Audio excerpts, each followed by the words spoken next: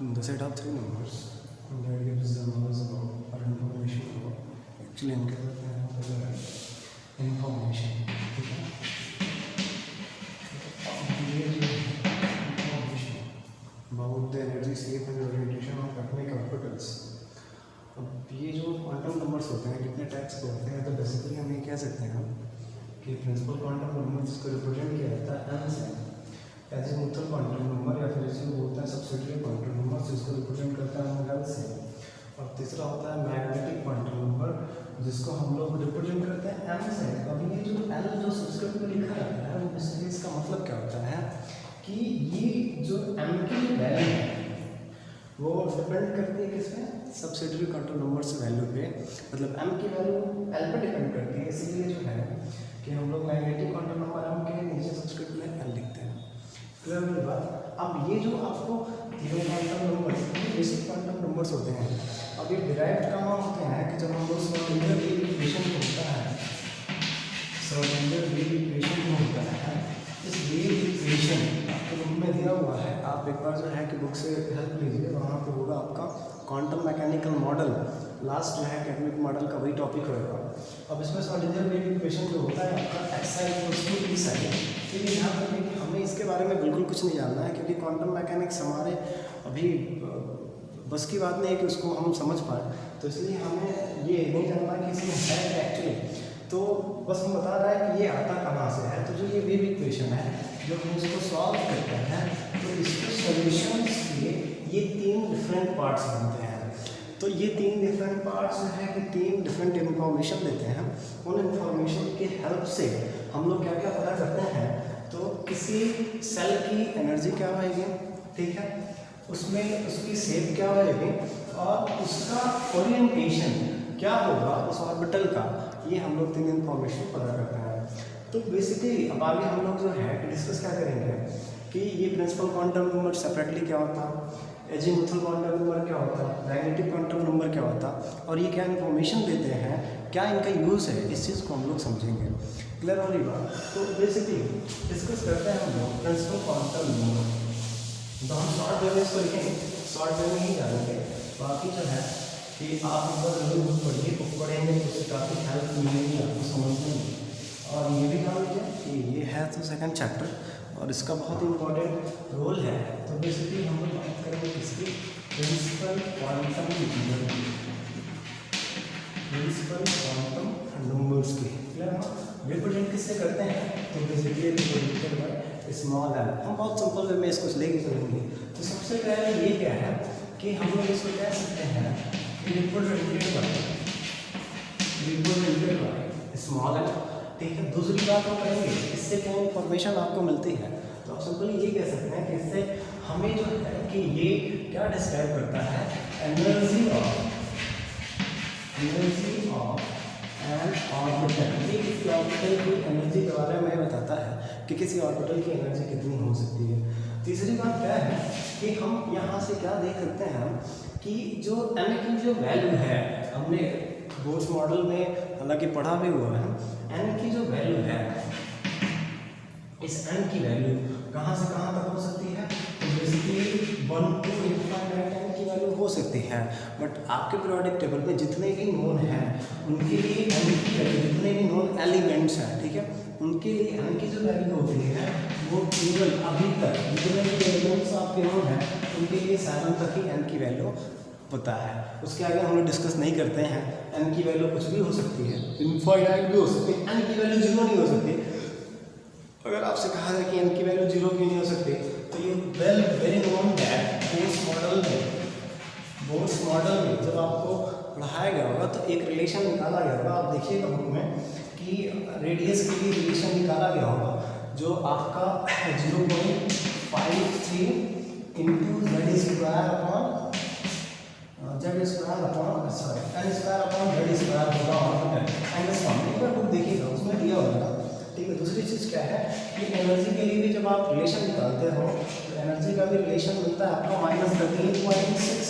एक बार मुझे जरूर देखिए, Z square upon n square ये होगा इलेक्ट्रॉन वोल्ट। अब आप एन की वैल्यू अगर 0 रख दोगे तो रेडियस 0 इसका कोई मतलब नहीं होता। एन की वैल्यू 0 रख दोगे मतलब एनर्जी इनफाइनाइट हो जाएगी और किसी भी ऑर्बिटल की एनर्जी इनफाइनाइट होती नहीं है, ठीक है। तो बेसिकली n की वैल्यू क्या होती है, 1 to इनफाइनाइट हो सकती है। ऐसा नहीं कहेंगे कि 7 से अधिक नहीं हो सकती है n की वैल्यू, ये बिल्कुल नहीं कहेंगे, 1 to इनफाइनाइट हो सकता है। बट अभी तक जितने एलिमेंट्स नोन हैं उन एलिमेंट्स में जो n की वैल्यू आपकी मिली है वो बेसिकली कहाँ से कहाँ तक है, 1 to 7 तक ही है, ठीक है। दूसरी बात क्या है कि इन्हीं n को क्या बोलते हैं, प्रिंसिपल एनर्जी सेल बोलते हैं। क्या बोलते हैं, प्रिंसिपल एनर्जी सेल बोलते हैं। अब प्रिंसिपल एनर्जी सेल को हम लोग रिप्रेजेंट करते हैं, ध्यान दीजिएगा बहुत बढ़िया रिलेशन है। इस प्रिंसिपल एनर्जी सेल को हम लोग जो है कि एक क्या बोलते हैं कि अल्फाबेटिकल ऑर्डर में भी देखते हैं, जैसे आपने पढ़ा भी होगा, इसको फर्स्ट n की वैल्यू 1 है तो इसको k सेल बोलते हैं, इसको l सेल बोलते हैं, इसको m सेल बोलते हैं, फोर्थ को n सेल बोलते हैं। ऐसे करके आप जो है आगे तक ले जा सकते हैं, वो आप पे डिपेंड करता है। कोई भी आप जो है कि वो इंग्लिश अल्फाबेटिकल न्यूमेरिक दे सकते हैं, जो भी है क्लियर है। अब ये बात आती है, ये बात कहाँ से आती है, तो देखिए ये कहने वाली बात है कि बोर का जो मॉडल है कि भैया यहाँ न्यूक्लियस बना लिया और ये जो एंटी-ऑर्बिटल्स है। आपको हालांकि बोर के मॉडल के लेक्चर या वीडियो हम बनाएंगे, एक बार दिखाएंगे कि एक्चुअली मतलब क्या होता है। समझ में तो बहुत कम ही आ रहा होगा, भले कोई भी पढ़ा। तो बेसिकली ये न्यूक्लियस भले है, कह देते हैं लोग कि भैया ये फर्स्ट ऑर्बिटल है तो ये k सेल हो जाएगा, ये सेकेंड ऑर्बिटल है l सेल हो जाएगा, ये थर्ड ऑर्बिटल है m सेल हो जाएगा। लेकिन हकीकत क्या है कि जो बोर के बारे में हम लोग पढ़ लिए, बोर के बाद आगे गए तो हमने देखा कि एक्चुअली जो ये कह रहे हैं भैया जो सी ऑर्बिटल जो है, जो भी है इसका जो है कि इलेक्ट्रॉन्स जो है रिवॉल्व करते हैं सर्कुलर पाथ में। हिंसबर्ग साफ साफ कहते हैं, उनकी अनसर्टेनिटी प्रिंसिपल साफ साफ यही कहती है कि यहाँ पे किसी भी ऑर्बिटल या फिर किसी भी करेक्ट पाथ का कोई डिस्क्रिप्शन हो ही नहीं सकता। हिंसबर्ग आप एक बार जरूर पढ़िए, उस पर भी हम एक बार वीडियो बनाएंगे, आपको सेपरेट वे में हम हिंसबर्ग अनसर्टेनिटी प्रिंसिपल देंगे। तो बेसिकली उनके हिसाब से कोई आपका होता ही नहीं पाथ। तो ये इस तरह का मॉडल रिप्रेजेंट करना है, अपना मॉडल बना के कहना k सेल होगा, l सेल होगा, m सेल होगा, n सेल, तो ये हम ये नहीं कहेंगे ये k सेल है, क्योंकि हमें पता ही नहीं, हमें उसका सेल के बारे में कोई हमें करेक्ट नॉलेज ही नहीं है, ठीक है। तो वॉट एवर भी हम ये बस ध्यान रखेंगे कि ये प्रिंसिपल क्वांटम नंबर के बारे में ये हम कहेंगे क्या कि रिप्रेजेंट करते हैं, ये तो सिंपल सी बात है, इसका कोई मतलब नहीं है। ये किसी भी ऑर्बिटल की एनर्जी के बारे में वो देता है। क्या इसका फॉर्मूला हम दे सकते हैं, जो बोर का मॉडल है -13.6, ये जो फॉर्मूला हमने लिखा हुआ है z²/n², ठीक है। तो आप इसके आधार पर एनर्जी बता सकते हो। n की वैल्यू कहाँ से हो सकती है, तो 1 to इनफाइनाइट हो सकती है, लेकिन n की जो वैल्यू अभी तक जितने भी नॉन एलिमेंट्स हैं उनके लिए 1 to हम लोग 7 ही जाते हैं। आगे भी देखेंगे कैसे इसका n की यूज़ करेंगे, इसके बारे में हम लोग देखेंगे। Don't worry. सेल कहते हैं इनको, नंबर में हम लोग ऐसे रिप्रेजेंट कर सकते हैं, first shell, second shell, third shell. हाँ, ये मत कहिएगा सर अभी आपने कहा कि ऐसा कुछ होता ही नहीं है, लेकिन समझाने के लिए ऐसे यूज़ किया जाता है, ठीक है। तो first shell, second shell, third shell, fourth shell ऐसे करके है। अगर उसको अल्फाबेटिकली देखें तो k shell, l shell, m shell, n shell आप ऐसे दे सकते हो, क्लियर है। तो हम आगे बढ़ते हैं। अब ये ध्यान रखिएगा कि आगे बहुत ज़रूरत है इस चीज़ को समझने की, और उस चीज़ को हम लोग समझेंगे और आगे बढ़ते रहेंगे, ठीक है। तो सेकंड क्वांटम नंबर आपका है क्या, एजीमुथल। क्या है, एजीमुथल, ठीक है। एजीमुथल क्वांटम नंबर जिसको L से रिप्रेजेंट करते हैं। तो अब ध्यान दीजिएगा, एक और नाम हमने इसका बोला हुआ है कि इसको हम लोग सब्सिडरी क्वांटम नंबर भी बोलते हैं, सब्सिडरी क्वांटम नंबर भी बोलते हैं, ठीक है।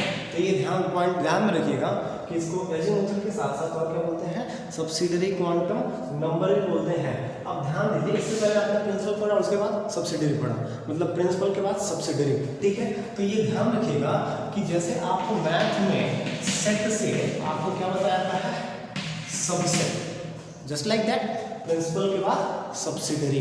बात समझ में आ रही है ना, मतलब ये वाइस प्रिंसिपल टाइप में है, ठीक है। अब बात करते हैं कि इसकी आगे क्या देखेंगे। तो दूसरी बात क्या है, ये क्या बताता है, तो ये बताता क्या है, shape of the orbital, shape of the orbital.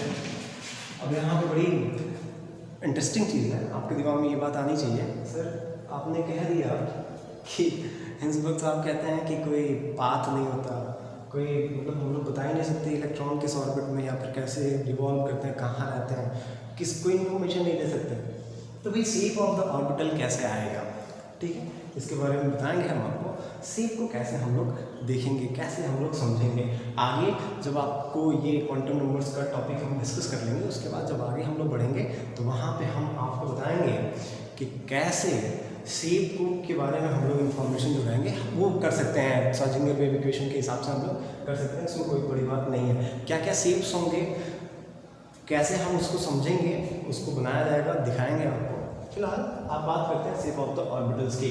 तो कैसे क्या शेप ऑफ द ऑर्बिटल बताता है, दूसरी क्या कि जो है कि एल वैल्यू जो होती है, एल की जो वैल्यू होती है वो डिपेंड करती है, depends on the value of n, value of n. ये किसके बारे में बताता है, ये किस पे डिपेंड करता है, किसके वैल्यू पे, एन वैल्यू पे। मतलब एन की वैल्यू जो होगी उसके करस्पॉन्ड किसकी वैल्यू होगी, एल की वैल्यू। अब इसको समझेंगे कि कैसे एल की वैल्यू एन की वैल्यू डिफाइन करेगा आपका एल की वैल्यू। क्लियर है ना।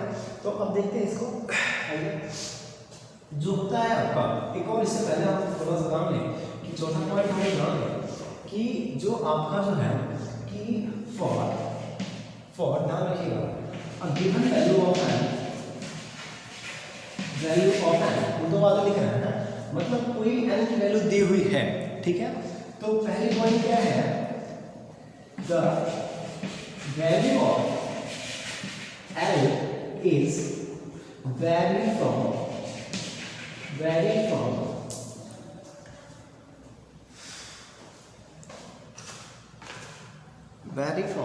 देखिए वेरी फ्रॉम कहाँ से कहाँ तक, 0 to n-1।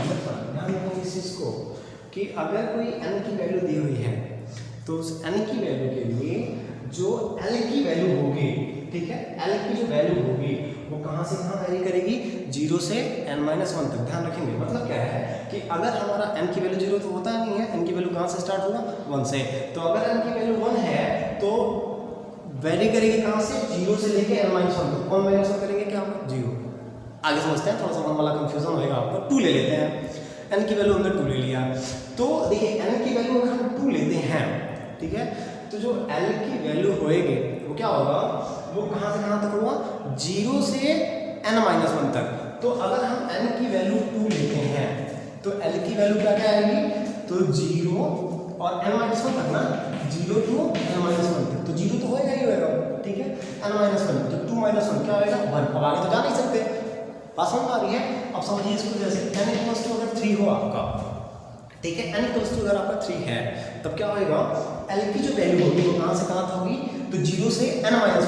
तो n-1 का मतलब क्या है, 3 - 1 मतलब क्या है, 2। मतलब कहाँ से कहाँ वैल्यू होगी, l के 0 से लेके 2 तक। तो क्या क्या हो जाएगी वैल्यू, 0 1 2, यही है ना, 0 से 2 के बीच क्या होगा, 0 1 2। अब बात करते हैं n = अगर 4 हो आपका, तो n = 4 आएगा तो क्या होएगा, देखिए 4 है तो 0 से l की वैल्यू कहाँ होगी, 0 से कहाँ तक, n-1। तो 4 - 1 कितना हो जाएगा, 3। तो 0 से 3 कितनी वैल्यूज आएगी आपकी, 0 1 2। कितनी वैल्यूज हो गई, 3 वैल्यूज हो गई। बात समझ में आ रही है ना। तो यही हमने बताने की कोशिश की है कि किसी भी n वैल्यूज, कोई भी n वैल्यू दिया हुआ है तो उस n वैल्यू के लिए जो l की वैल्यू होगी वो कहाँ से कहाँ वेरी करेगी, तो 0 से n-1 तक, ठीक है। और दूसरी बात क्या करेंगे, चौथा पॉइंट हो गया, पांचवा पॉइंट ये भी इंपॉर्टेंट है, ध्यान रखिएगा। अक्सर कभी कभी कॉम्पिटिटिव में फटाक से पूछ दिया जाता है ऑप्शनल में, तो आपको वहाँ पे करना होगा, ठीक है। पांचवा पॉइंट क्या है इसमें कि फॉर, हाँ सॉरी, इसी में दूसरा पॉइंट, पांचवा पॉइंट है, इसी में दूसरा पॉइंट है, मैंने पहले लिखा हुआ, दूसरा पॉइंट क्या लिखेंगे, द टोटल नंबर ऑफ, ध्यान दीजिएगा मैंने 2 बातें लिखी हुई है, ठीक है। The total number of L values is n।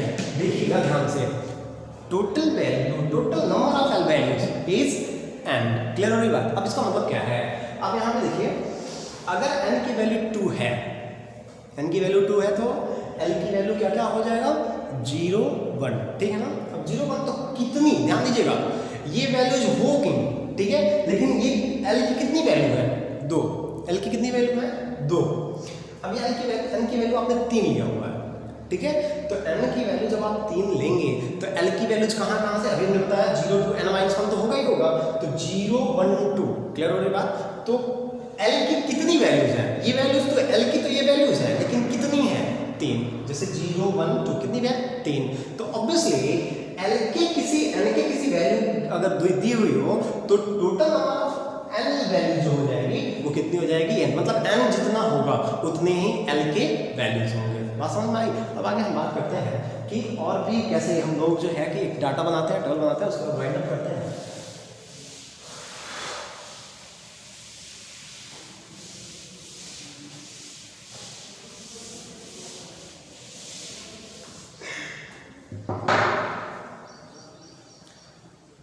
ठीक है, देखते हैं n वैल्यू यहाँ लिखते हैं, n वैल्यू, ठीक है, पॉसिबल l वैल्यू,